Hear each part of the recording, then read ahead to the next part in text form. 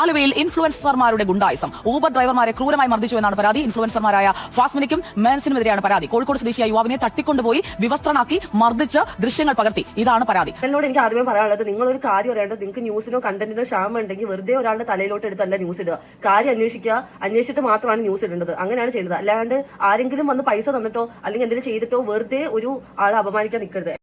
അയ്യേ, ഞാൻ തല്ലിന്നാ? എനിക്കറിയില്ല, ഞാൻ ഈ സംഭവം അറിഞ്ഞിട്ടില്ലേ. തല്ലി കേസ് ഇതൊന്നും. Hi guys, welcome back. Safa Mehnaz യൂണിവേഴ്സിന്റെ മറ്റൊരു അധ്യായത്തിലേക്ക് നീണ്ട നാളത്തെ ഇടവേളയ്ക്ക് ശേഷം എല്ലാവർക്കും സ്വാഗതം. അപ്പോൾ ഈ ഒരു യൂണിവേഴ്സിലോട്ട് മറ്റൊരാൾ കൂടി എൻ്റർ ആയിരിക്കുകയാണ് സുഹൃത്തുക്കളെ. മറ്റാരുമല്ല, ബിഗ് ടി വി ആണ്. വലിയ ടി വി എന്നൊക്കെ പേരിട്ടിട്ട് നിങ്ങൾ വലിയ അപരാധമാണ് കേട്ടോ ഈ കാണിച്ചു കൂട്ടിക്കൊണ്ടിരിക്കുന്നത്.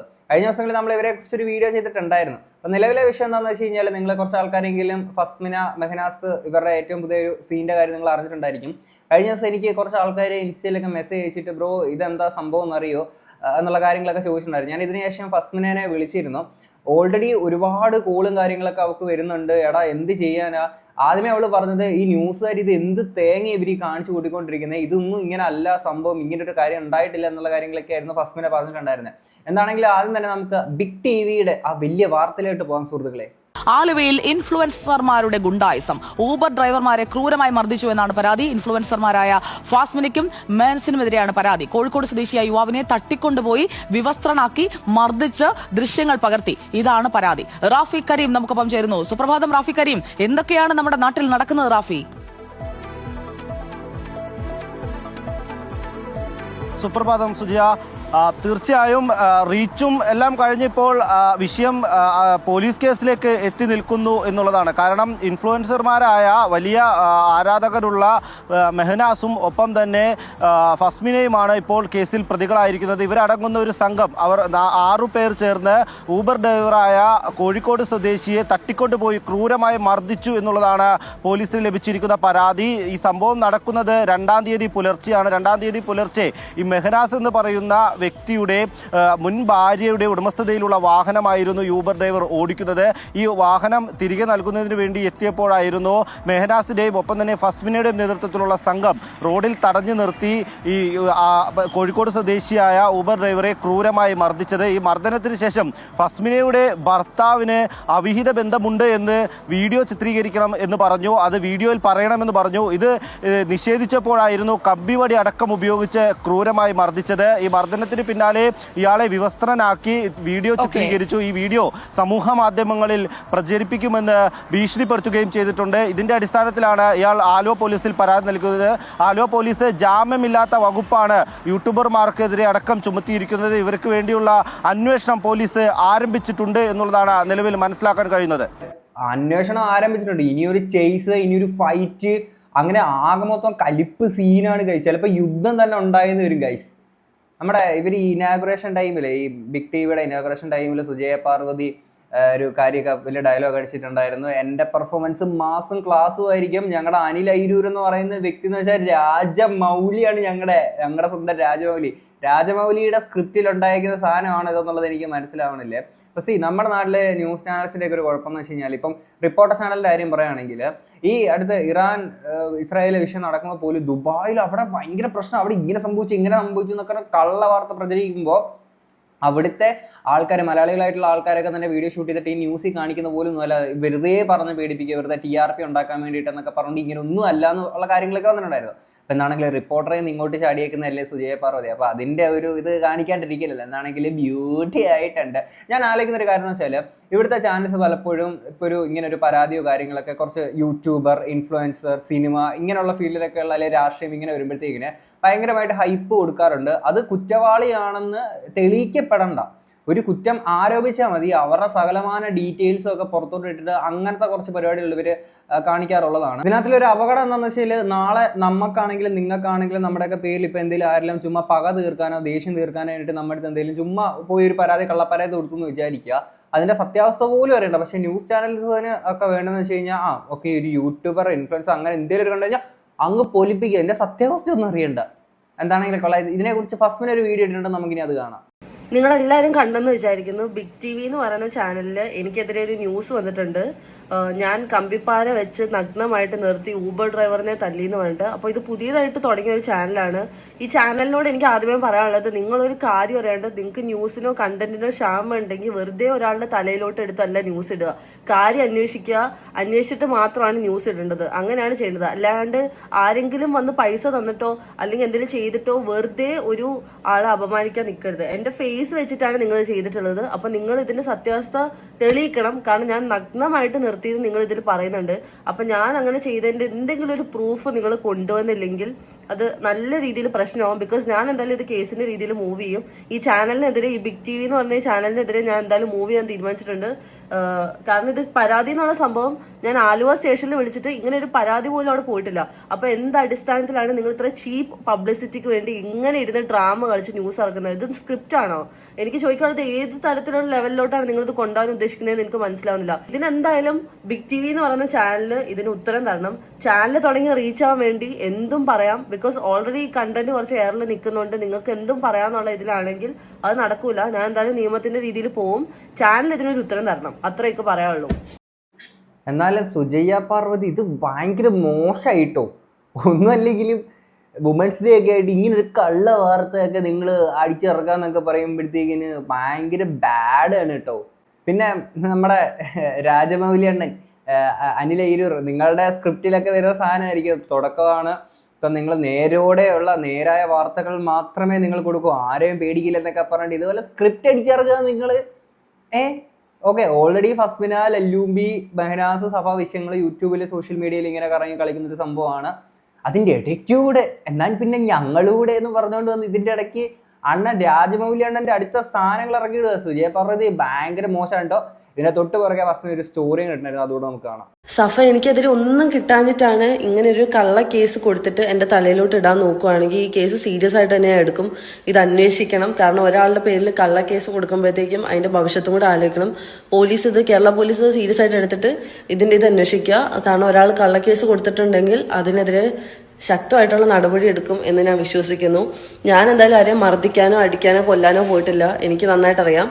അപ്പം അങ്ങനെ ഒരു സംഭവം ഇല്ലാത്ത കാര്യം കേസ് കൊടുക്കുമ്പോഴത്തേക്കും അതിന് എതിരെ എന്തായാലും ശിക്ഷ ഉണ്ടാവണം. സഫയ്ക്കെതിരെ ഉണ്ടാവണം, ലല്ലുവിനെതിരെ ഉണ്ടാവണം, രണ്ടുപേർക്കെതിരെ ഉണ്ടാവണം. കാരണം ഇവരുടെ നാടകത്തിൽ ബാക്കിയുള്ളവരുടെ ഇത് ഇങ്ങനെ വരാൻ പാടില്ല. നാജി ആണേലും ആരാണേലും ഓക്കെ. നാജി ഊബർ ഡ്രൈവറാന്ന് പറയപ്പെടുന്ന ഡ്രൈവർ ഇതുവരെ ഊബർ ഓടിച്ചിട്ടില്ല.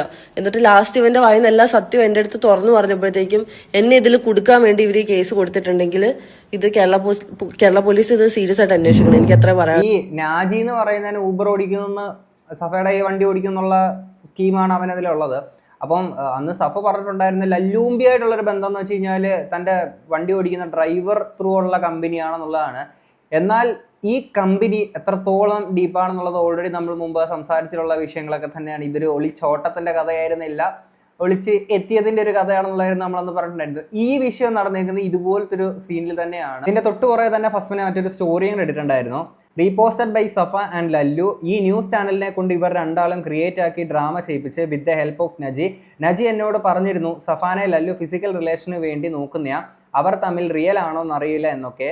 ആ പ്രൂഫ് പുറത്തു വരാണ്ടിരിക്കാനുള്ള നാടകം ഞാൻ നാളെ പൊളിച്ചെടുക്കാം എന്ന് പറഞ്ഞുകൊണ്ട് ഫസ്റ്റിന് അടുത്ത ദിവസങ്ങൾ ഒരു വീഡിയോ ഇടുന്നുള്ള കാര്യങ്ങളൊക്കെ തന്നെ പറഞ്ഞിട്ടുണ്ടായിരുന്നു. എന്താണെങ്കിലും വിത്ത് പ്രൂഫോടുകൂടി തന്നെ ആ ഒരു വീഡിയോ പുറത്തോട്ട് വരട്ടെ. കാര്യം ഇവിടുത്തെ മെയിൻ സ്ട്രീം ചാനൽ, ഇത് ബിഗ് TV, വലിയ TV ആണ്. ഇതൊരു സാധനം പടച്ചിടുമ്പോൾ അതിൻ്റെ സത്യാവസ്ഥയൊക്കെ പുറത്തോട്ട് വിടേണ്ടി നമുക്ക് വരൂലേടി.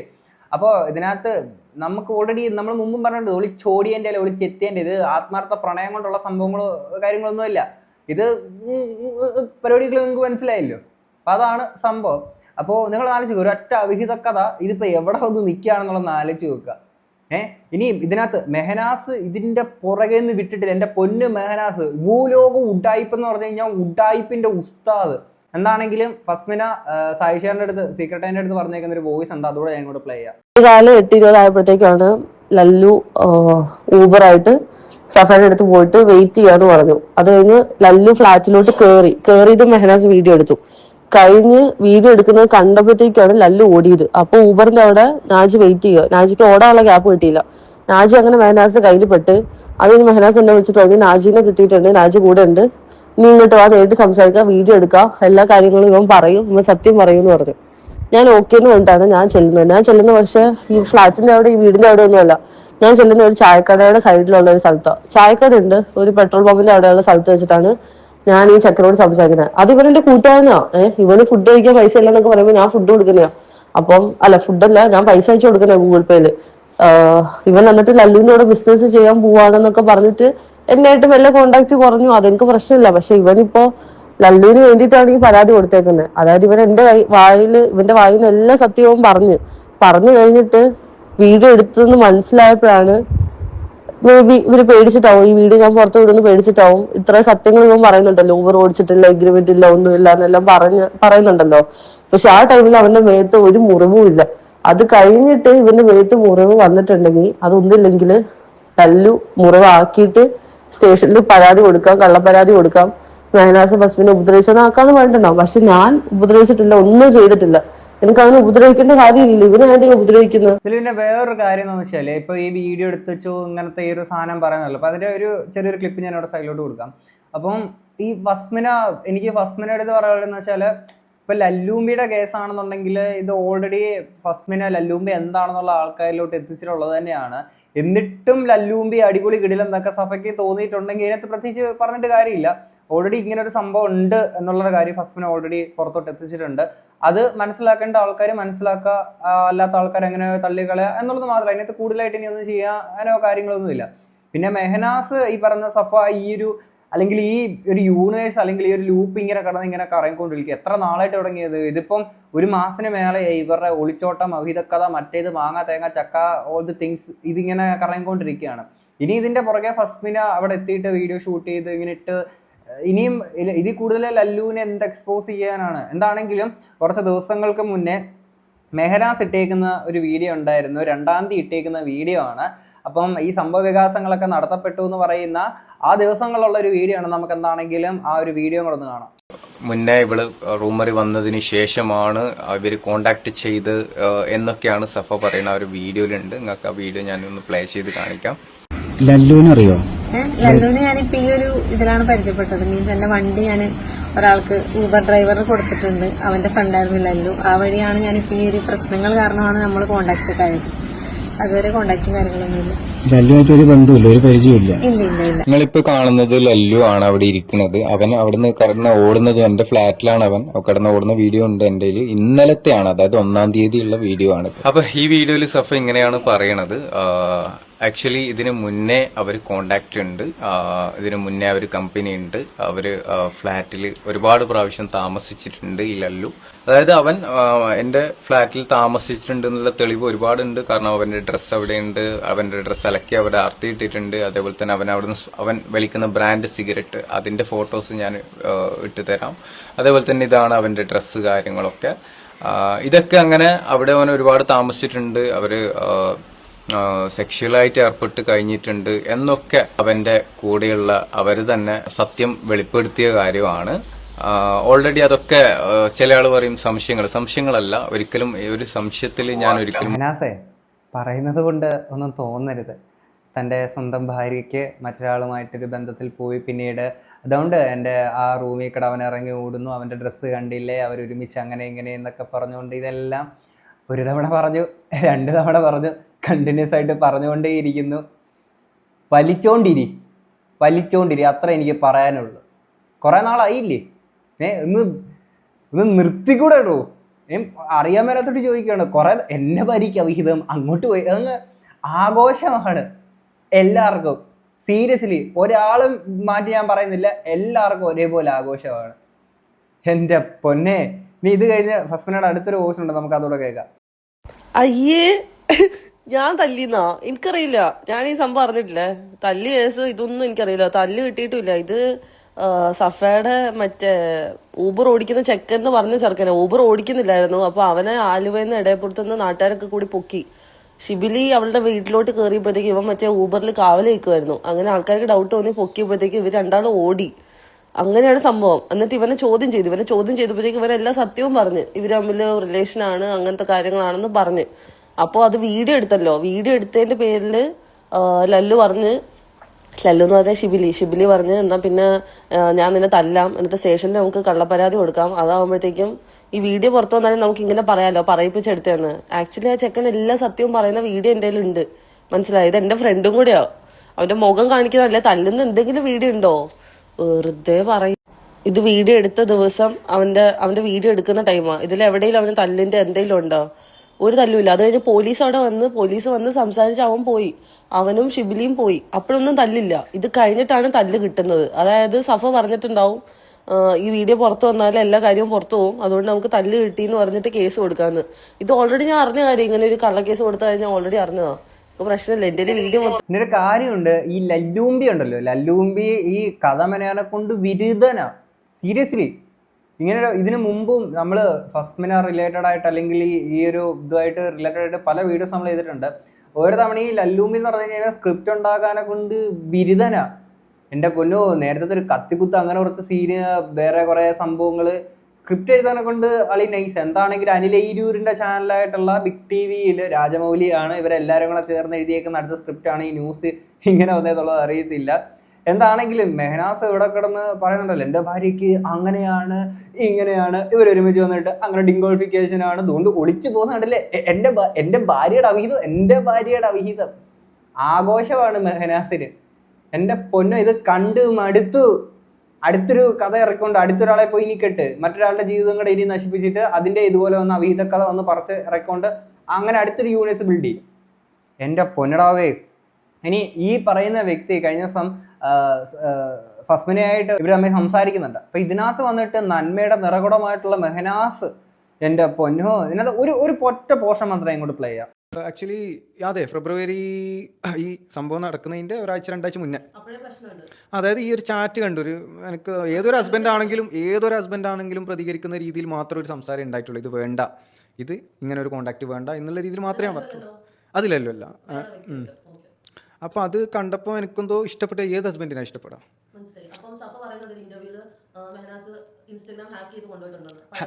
ഒരിക്കലല്ല. ഞാൻ അവൾക്കായിട്ടൊരു ഇൻസ്റ്റാഗ്രാമായിട്ട് ഞാൻ തുടങ്ങിയ ഒരു എൻ്റെ അക്കൗണ്ടാണത്. അത് അവൾക്ക് ഞാൻ എൻ്റെ കൺട്രോളിൽ ഒരു അക്കൗണ്ട് പേജ് ചെയ്യാൻ തുടങ്ങി. ഞാൻ മാനേജ് ചെയ്യുന്നുണ്ടായ അക്കൗണ്ടാണ്. പിന്നെ അവൾക്ക് രണ്ടാളിലും ഉണ്ടായി. പെട്ടെന്ന് ഒരു ദിവസം അക്കൗണ്ട് അവളിലേക്ക് മാത്രം അങ്ങനെ ആക്കി മാറ്റി.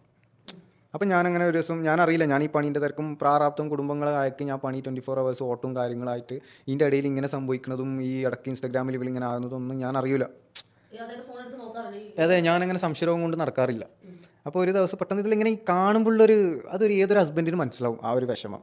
അതിപ്പം ആ കോണ്ടാക്ട് ഒഴിവാക്കാൻ പറയുമ്പോൾ എൻ്റെ അടുത്ത് കഴുത്ത് കയറുക, പിടിക്കുക, എനിക്ക് സോഷ്യൽ മീഡിയ ആണ് വലുത് എന്നുള്ള രീതിയിൽ എൻ്റെ അടുത്ത് വളരെ മോശമായിട്ട് പെട്ടെന്ന് വയലൻ്റ് ആവും.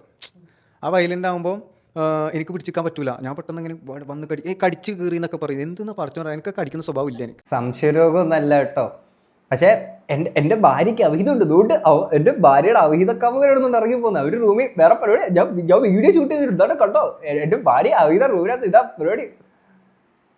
വാട്ട് ദ ഫക്ക് ബ്രോ, എനിക്ക് മനസ്സിലാവണില്ല. സ്വന്തം ഭാര്യ മരണപ്പെട്ട ആ ഒരു സമയത്ത് ലൈവ് ഇട്ടുകൊണ്ട് ആൾക്കാരെ ഇത് കാണിക്കാനെ കൊണ്ടുള്ള മഹാമനസ്കത കാണിച്ചേക്കുന്ന ഒരു വ്യക്തി, ഇത് ഒരു ഉളുപ്പും ഇല്ലാത്ത കുറേ എണ്ണം. സീരിയസ്ലി പറയാമല്ലോ. പിന്നെ എനിക്ക് പറയാനുള്ള, മെഹനാസ് ഇതുപോലെ സൈക്കോ അടിച്ച് നടക്കുകയാണ്, ഇനി പറഞ്ഞിട്ട് കാര്യമില്ല. പിന്നെ ഫസ്മിനെ ഇതിനകത്ത് ഇനി പോയി ഇതിൻ്റെ പുറകെ വാലെ തൂങ്ങാണ്ടിരിക്കുന്നതായിരിക്കും എന്തുകൊണ്ടും നല്ലത്. അത്ര എനിക്ക് പറയാനുള്ളൂ. പിന്നെ ഇത് മൊത്തത്തിൽ ഈ ഒരു സംഭവം ഇങ്ങനെ ഒന്ന് ക്രിയേറ്റ് ചെയ്ത് തന്നേക്കുന്ന ബിഗ് ടി വി സൂപ്പർ, നിങ്ങളുടെ രാജമൗലി കിടില, അത്രേ പറയാനുള്ളൂ. എന്നാണെങ്കിൽ ഇത്രയും കേട്ട് നിങ്ങൾക്ക് എന്താ തോന്നുന്നുള്ളത് തീർച്ചയായും കമന്റ് ബോക്സിൽ പറയാം. നമുക്ക് അടുത്തൊരു വീഡിയോ കാണാം. അപ്പോൾ ശരി, ബൈ.